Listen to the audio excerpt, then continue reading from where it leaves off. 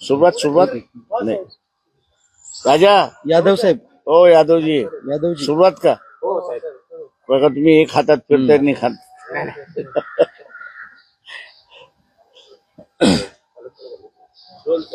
भारतीय जनता पक्षातल्या नेत्यानेच आता त्यांचं भिंग फोडण्याची कार्यक्रम सुरुवात केलेला आहे.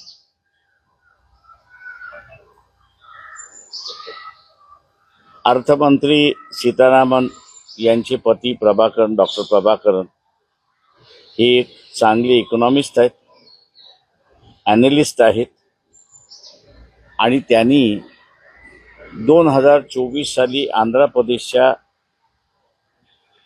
निवडणुकीच्या पॅटर्नचं त्यांनी ॲनालिसिस केलेलं आहे आणि त्यामध्ये त्यांनी असं म्हटलेलं आहे की इलेक्शन संपल्यानंतर 5% मतदान 4.95 असे त्यांचे फिगर्स आहेत, हे 11 ते 2च्या दरम्यान टाकण्यात आलेले आहे. त्यांचं हे विधान जे आहे ते अत्यंत गांभीर्यपूर्वक विधान आहे असं मी त्या ठिकाणी मानतो की एवढा भ्रष्टाचार करून आंध्र प्रदेशमध्ये त्यांनी असताना आपलं सरकार त्या ठिकाणी इस्टॅब्लिश केला अशी परिस्थिती आहे.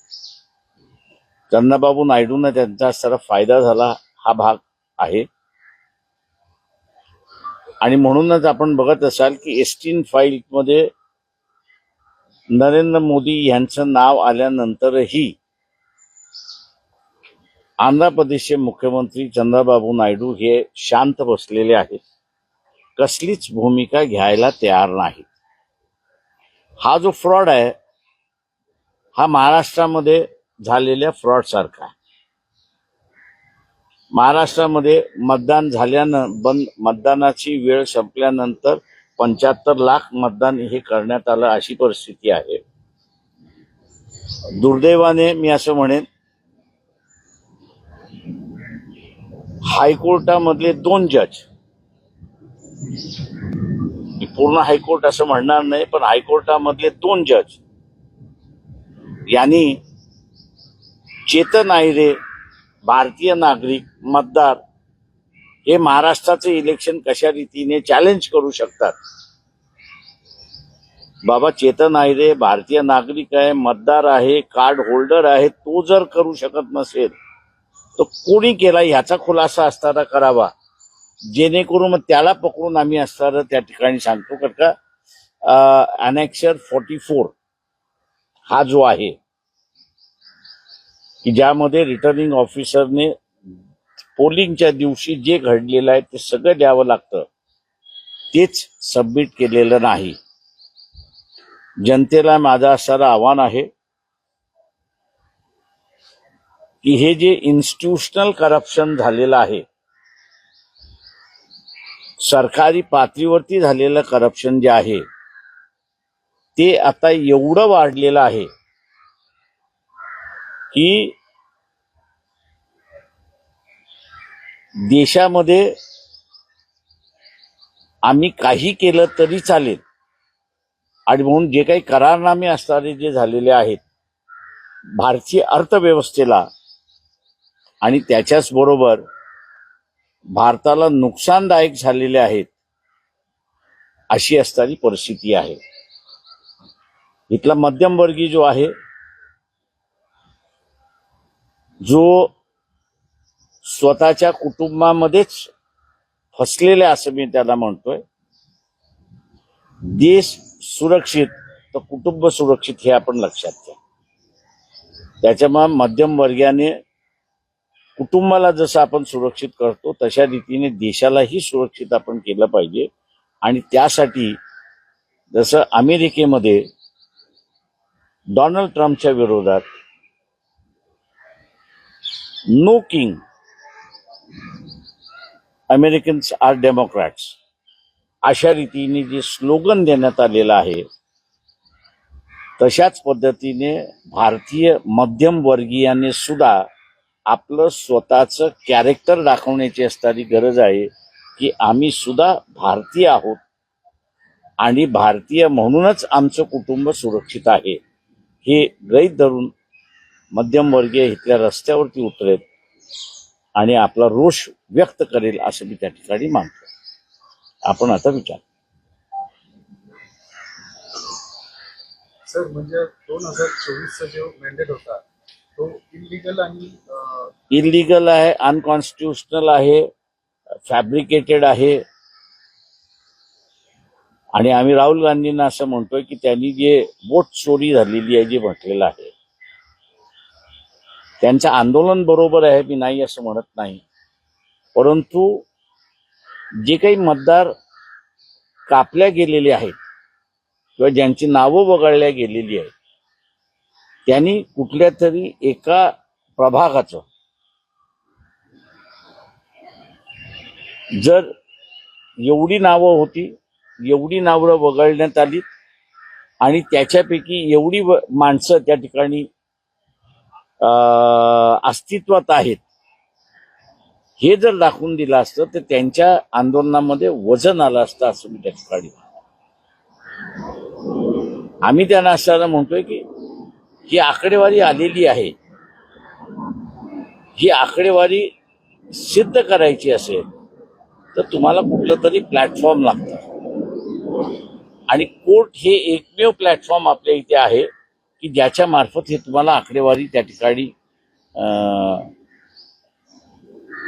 सिद्ध करता येते की अमुक अमुक प्रकार त्या ठिकाणी घडलेला आहे म्हणून लोकांनी त्याच्यावरती विश्वास ठेवू दे हे आपल्याला त्या ठिकाणी सांगता येतं. दुर्दैवाने मी असं म्हणेन की राहुल गांधी किंवा मल्लिकार्जुन खरगे या दोघांनी अजून असं या बाबतीत गांभीर्याने विचार केलेला नाही.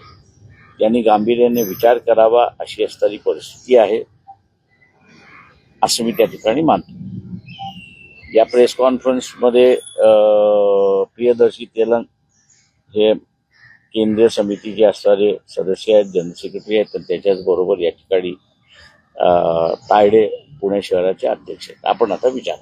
सर आपण काही कायदेशीर लढाई लढणार आहात या संदर्भात किंवा निवडणूक आयोगाला पत्र वगैरे? ते आम्ही आता असणारं जे आहे ज्या 2 जजेसनी पत्र दिलं म्हणजे निर्णय दिला आणि चेतन आयरे हे चॅलेंज कसं करू शकतात त्यालाच अनुसरून चेतन आयरे आता त्या दोन्ही जजेसना एक पत्र लिहिणार आहेत की मी भारतीय नागरिक आहे, मी मतदार आहे, मी जे काही मुद्दे उपस्थित केले होते ते मुद्दे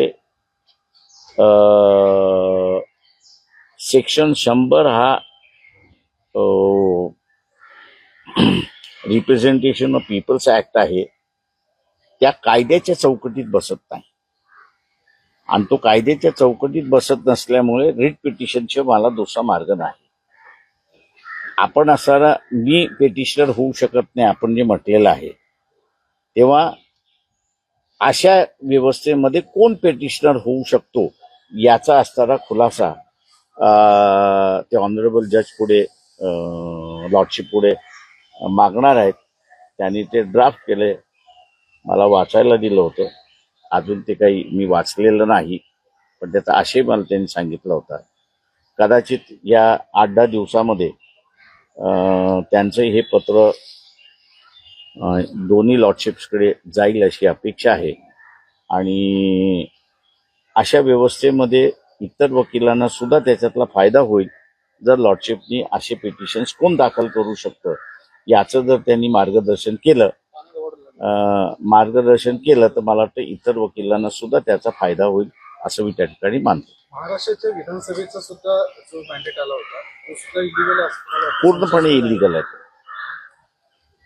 पण साहेब आयोग या गोष्टी मानायला तयार नाही, सातत्याने आपण बघतो. आयोग मानायला तयार नाहीत ही वस्तुस्थिती आहे, परंतु कोर्ट ज्याच्यामध्ये असं म्हटलेलं आहे की फ्री आणि फेअर इलेक्शन्स हा संविधानातला बेसिक फीचर आहे आणि ज्यावेळेस इलेक्शन कमिशनच स्वतःहून लिहून देतं की आमच्याकडे रिटर्निंग ऑफिसरचा प्रोफॉर्मा जो आला पाहिजे होता तो आलेलाच नाही,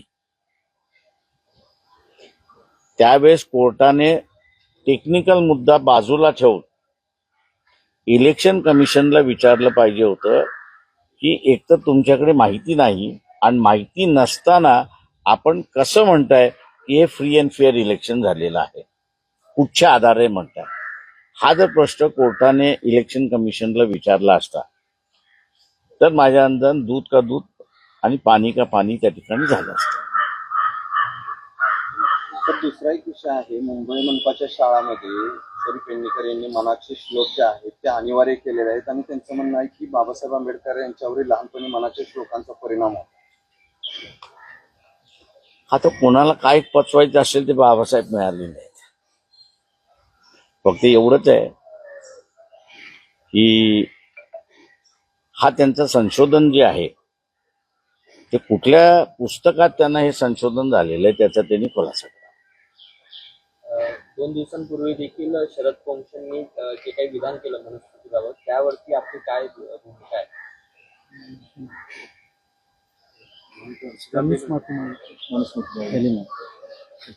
प्रश्न असा आहे, पोंक्षेनीच माफी मागितलेली आहे त्या सगळ्या ह्याच्यामध्ये आणि म्हणूनच आम्ही असं मोहन भागवतांना आवाहन केलं होतं की जे कृत्य बाबासाहेबांनी केलं मनुस्मृती जाळण्याचं, त्यांनी हिंदू धर्माला त्यावेळेस काहीही टीका टिप्पणी केली नाही, पण सामाजिक व्यवस्था ही मनुस्मृतीवरती आधारित आहे आणि ती अमानवी आहे हे जसं दाखवून दिलं तसं आमचं म्हणणं आहे मोहन भागवतांनी सुद्धा एकदा त्या मनुस्मृतीचं दहन केलं तर हे भांडण कायमचंच मिटेल.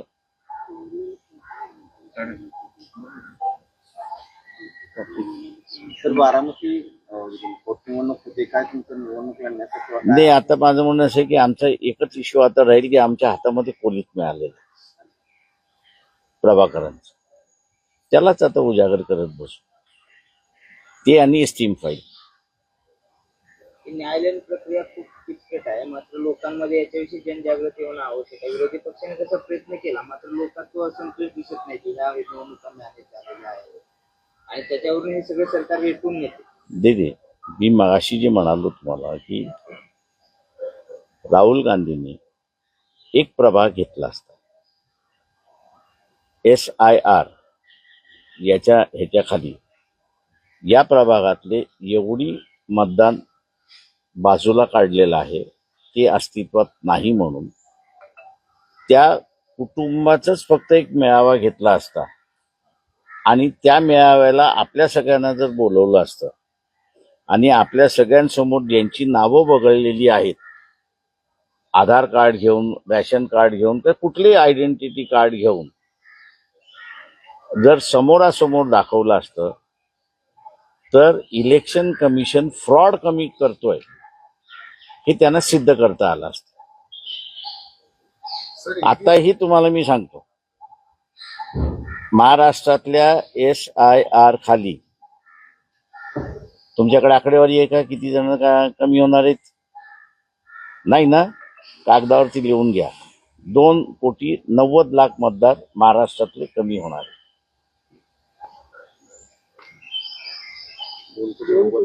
2,90,00,000. त्याच्यापैकी एकनाथ शिंदे यांच्या मतदारसंघामधले कमीत कमी 2.5 लाख म्हणजे त्यांचे जे खासदार आहेत आणि आमदार जिथे जिथे आहेत तिथे तिथे 30,000. 2,90,00,000 साहेब तुम्ही म्हणताय, यामध्ये अल्पसंख्याक मायनॉरिटीज आहेत का ओव्हरऑल काय फिल्टर केलं गेलं? आता माझं म्हणणं असं आहे की राहुल गांधींनी ते काम करावं ना, त्यांना अगोदरच माहिती मी दिलेली आहे. त्यांनी आता त्यांच्या काँग्रेस पक्षाच्या कार्यकर्त्यांना लावावं त्या ठिकाणी की SIR खाली जे वगळण्यात आलेली आहेत त्यांची लिस्ट आपल्याला मिळते, त्या लिस्टपैकी त्यांनी असणारे एक प्रभाग धरावा, त्या प्रभागामध्ये असणारा जे नावं वगळलेली आहेत तुम्हाला त्यांचे असणारे पोस्टल ऍड्रेस मिळतं, ते शोधून घ्यावं आणि त्या सगळ्यांना एका ठिकाणी बोलवावं आणि सगळ्या प्रेसला बोलवून हे जिवंत आहेत ह्यांना वगळलं कसं एवढं सांगावं.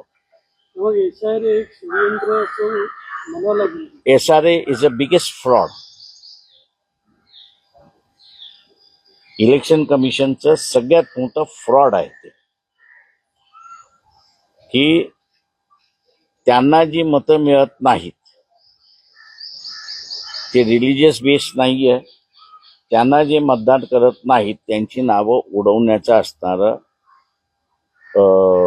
एक ज्याला आपल्याला म्हणता येईल यंत्रणा त्यांनी शोधून काढलेली आहे.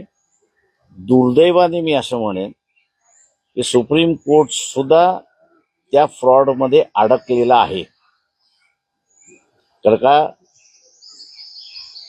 जे 1950चा कायदा आहे त्याच्या सेक्शन 21 प्रमाणे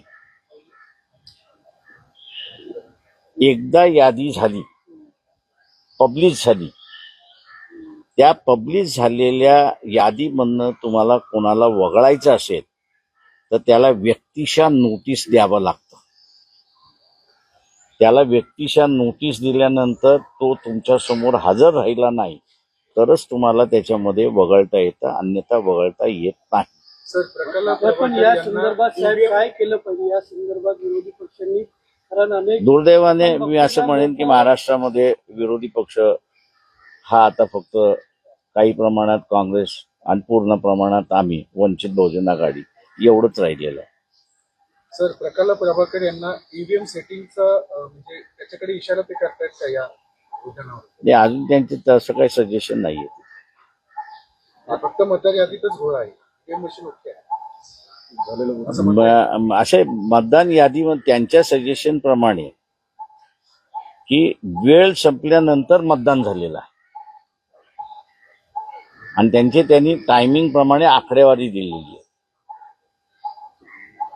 आता ते त्या आकडेवारीप्रमाणे जर मतदान झालं असेल तर पक्ष तर बीजेपी प्रेरणित आघाडी जिंकणार आहे.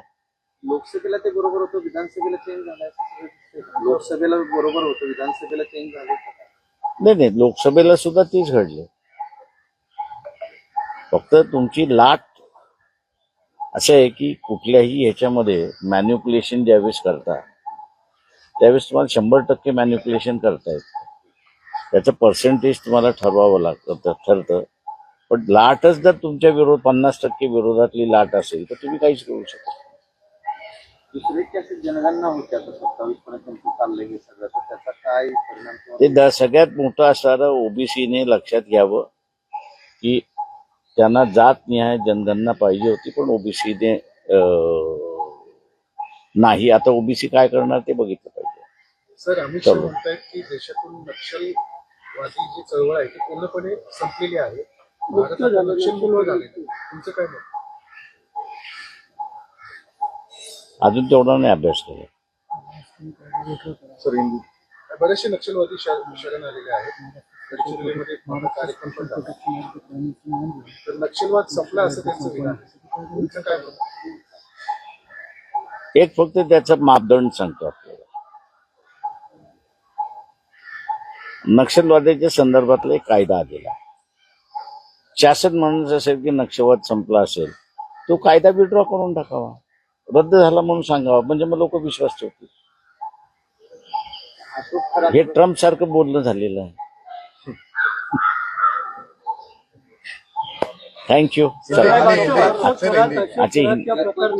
नाही हा चुका राहत नाही. इलेक्शन कमिशनला पत्र पाठवलं, त्यानंतर प्रफुल्ल पटेल त्यांच्या कार्यकारी अध्यक्ष म्हणून त्यांचं पद होतं, त्याच्याबाबत साक्षरता व्यक्त केली जाते. अर्थात त्यांच्या पक्षाचा तो वाद आहे. मात्र पार्थ पवारांनी त्यावर सावरासावर केले की हे आमचे मार्गदर्शक आहे. याकडे सगळं तुम्ही काय बघता, कसं बघता तुम्ही, काय चालू आहे नेमकं? एवढंच काही बोलणार नाही. दुसरा प्रश्न, गेल्या काही दिवसांपासून महाराष्ट्रामध्ये सातत्याने शिवाजी महाराजांच्या पुतळ्यावरून वाद सुरू आहेत.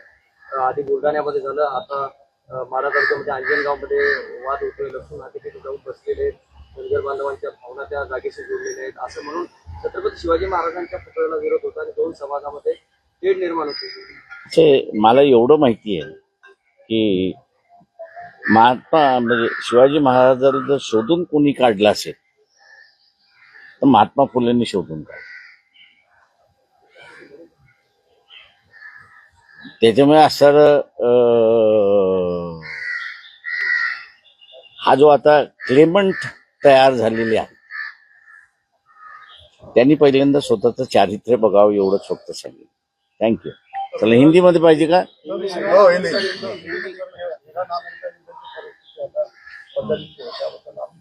हा मी हिंदीमध्ये देतो मग तुम्हाला देतो त्याच्यावर. परिस्थिती बोला नाही, आपलं काय पहिलं वाटतं रोल हिंदी हिंदी फाइट. हाँ भारतीय जनता पार्टी के अभी कुछ सदस्य जो है और खास करके